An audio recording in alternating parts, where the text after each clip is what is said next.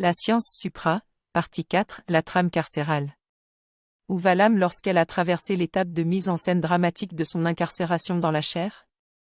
Une fois rendue en astral, comment cette âme réagit-elle aux lois de ce monde archontique?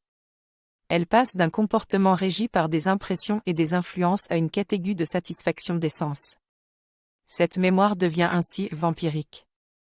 Elle passe de la manifestation holographique densifiée à la dissolution métaphorique de la forme matérielle. Ce processus est analogue au réveil d'un rêve que l'on a pris pour la réalité. La décorporation ne se produit pas avec fracas. Au contraire, l'âme est menée doucement comme un agneau à l'abattoir.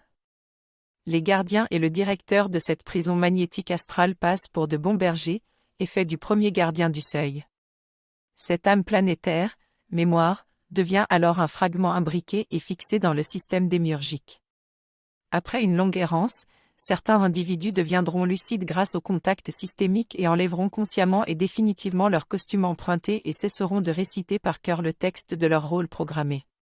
Ces derniers deviendront invisibles pour les geôliers et les souffleurs, et cesseront de s'identifier à leur personnalité planétaire. Ces êtres éclairés par l'esprit seront fusionnés et intégraux. L'initié observe sans polarité comment la trame se perpétue ici-bas, il voit que tout est mis en œuvre pour l'empêcher de sortir de son hypnose conditionnée. La pièce est interminable précisément parce qu'elle est le temps lui-même, un temps fictif qui tourne en boucle, et l'exploitation ne s'arrête jamais pour ceux qui restent sur les planches matricielles. Voilà pourquoi la transmutation est nécessaire afin de se connecter au circuit universel et d'avoir, quantiquement parlant, un pied dans la porte de sortie moroncielle.